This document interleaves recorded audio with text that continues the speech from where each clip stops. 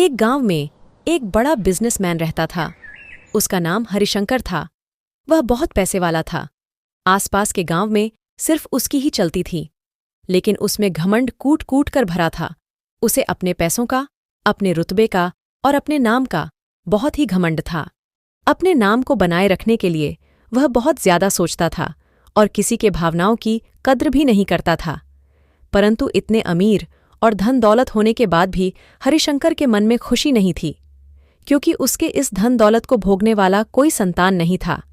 उसे काफी सालों बाद एक संतान की प्राप्ति होती है। हमें अपनी इस खुशी को मनाने के लिए अपने घर पर एक बड़ा कार्यक्रम रखना चाहिए। इतनी बड़ी खुशी को लोगों के साथ बांटना काफी अच्छा रहेगा। ठीक है भाग्यवान, हम ऐसा ही करेंगे।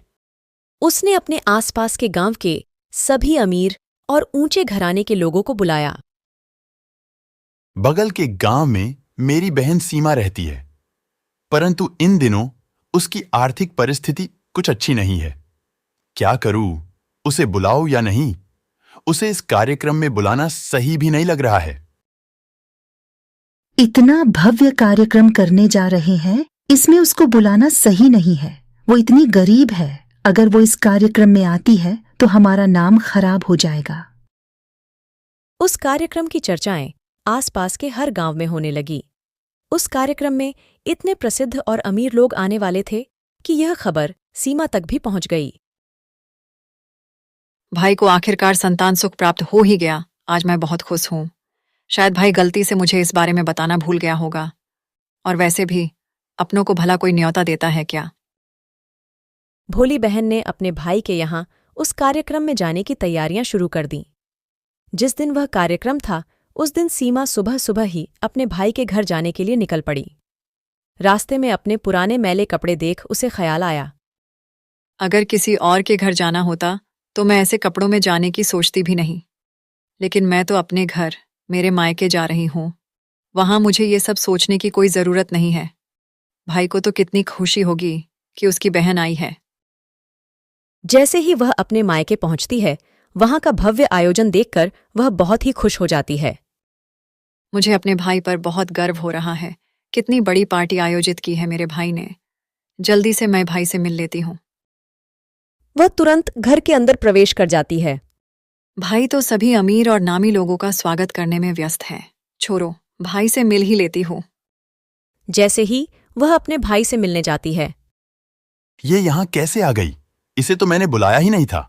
इतने मैले पुराने कपड़े पहनकर आई है। इसके चलते तो मेरा यहाँ बेइज्जती हो जाएगा। एक काम करता हूँ, इसे इग्नोर कर देता हूँ। भाई की ऐसी हरकत देखकर उसे काफी बुरा लगता है, पर वह मन मारकर अपनी भाभी से मिलने चली जाती है। अरे दीदी, आप यहाँ आइए ना, चलिए खाना खा लेते हैं। ठीक है, पहले कुछ खा लेती हूँ, फिर बाद में आराम से भाई से मिल लूंगी। सीमा खाना खाने के लिए सभी धनवान मेहमानों के बीच बैठ जाती है। सभी अमीर लोगों के बीच सीमा पुराने मेले कपड़े पहनकर बैठी है। इसको तो मैं अभी बताता हूँ। वह अपनी बहन को अपने पास बुलाकर भला बुरा सुनाता है और उसकी बेइज्जती कर वहां से जाने के लिए बोल देता है। भाई, मैंने अपने सपने में भी नहीं सोचा था कि कभी मेरे साथ ऐसा व्यवहार भी हो सकता है, और वह भी मेरे खुद के घर में। इसके बाद सीमा तुरंत अपने ससुराल जाने के लिए चल पड़ती है। सीमा इस बात को सह नहीं पा रही थी कि उसके अपने भाई ने उसके साथ इतना बुरा व्यवहार किया। उसकी आंखों से आंसू नहीं थम रहे थे। तभी रास्ते में उसे अपनी पुरानी दोस्त करीना मिलती है। क्या हुआ सीमा, तुम रो क्यों रही हो? सीमा करीना को कुछ भी नहीं बताना चाहती थी, लेकिन उसके बार बार पूछने पर उसने अपने साथ हुई सारी घटना उसे बता देती है। करीना सब समझ जाती है और कहती है, अगर तुम मेरी बात मानो तो मेरे पास एक ऐसा सुझाव है जिससे एक दिन तुम्हारा भाई खुद तुम्हें अपने यहाँ बुलाएगा और तुमसे माफी मांगेगा। मैं तुम्हारी हर बात मानूंगी। बताओ, मुझे क्या करना होगा? तुम इस अपमान को एक दिशा दो और कोई बिजनेस शुरू कर दो। उसमें इतनी मेहनत करो कि उस काम में तुमसे अच्छा कोई भी ना हो। सीमा को अपने दोस्त की बात सही लगी। उसने घर पहुंचकर उसी दिन से कपड़ों का बिजनेस शुरू कर दिया। उसकी कड़ी मेहनत से देखते ही देखते उसका बिजनेस चल पड़ता है और कुछ ही महीनों में आसपास के गांव में उसका नाम और रुतबा काफी बढ़ जाता है। अब वह पैसों के मामले में अपने भाई से भी ज्यादा बड़ी बन जाती है। जब यह खबर सीमा के भाई को मिलती है तो वह अपने बीबी से कहता है, मेरी बहन बड़ी अमीर हो गई है, क्यों ना एक बार उससे मिल लिया जाए। चलो भाग्यवान, हम आज ही उनके घर चलते हैं। जब वह अपने बहन के घर पहुंचा तो सीमा ने उसका स्वागत किसी राजा महाराजा की तरह किया। उसको उसके पसंद का खाना खिलाया।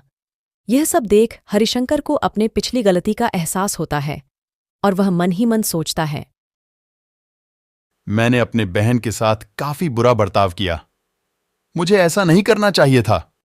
फिर वह सीमा को अपने घर में होने वाली पूजा के लिए आमंत्रित करता है।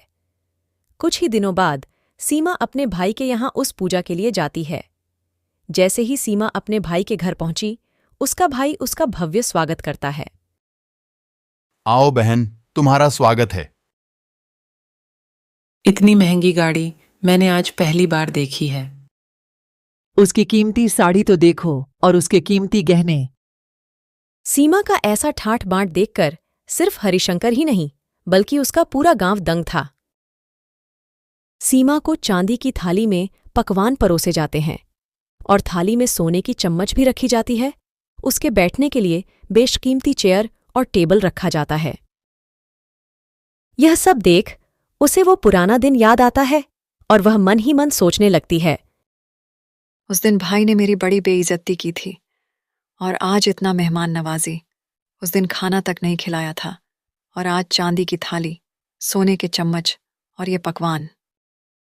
सीमा खाना खाने के लिए तो नहीं बैठी, लेकिन उसने अपने सारे कीमती जेवर उतारकर उस थाली के सामने रख दिए। सीमा का ऐसा व्यवहार देखकर सभी हैरान हो गए। किसी को समझ में नहीं आ रहा था कि सीमा ऐसा क्यों कर रही है। यह देख हरिशंकर पूछता है, तुम ऐसा क्यों कर रही हो बहन? आज जो मेरा इतना मान सम्मान हो रहा है वह दरअसल मेरा नहीं, मेरे इन्हीं कीमती जेवरों और कपड़ों का हो रहा है, क्योंकि मैं तो अभी भी तुम्हारी वही पुरानी बहन हूं। अगर कुछ बदला है तो वह है मेरी परिस्थिति, मेरे कपड़े और मेरे गहने। हरिशंकर को अपनी गलती का एहसास होता है। वह अपनी बहन से माफी मांगता है। भाई, मैं पहले भी तुमसे निस्वार्थ प्रेम करती थी और अभी भी करती हूँ। मेरे मन में कोई गिला नहीं है, मैंने तुम्हें माफ कर दिया है। दोस्तों, पैसे सिर्फ हमारे जीवन को सरल बनाने के लिए है, जबकि रिश्ते जीवन में मिले किसी वरदान की तरह है। पैसे खर्च हो जाए तो आप बाद में भी कमा सकते हैं, मगर रिश्ते टूट जाएं तो दुनिया का सारा धन भी आपको उन्हें वापस नहीं दिला सकता। ऐसे ही और वीडियोस देखने के लिए लाइक, शेयर और सब्सक्राइब करें हमारे चैनल को। Thanks for watching.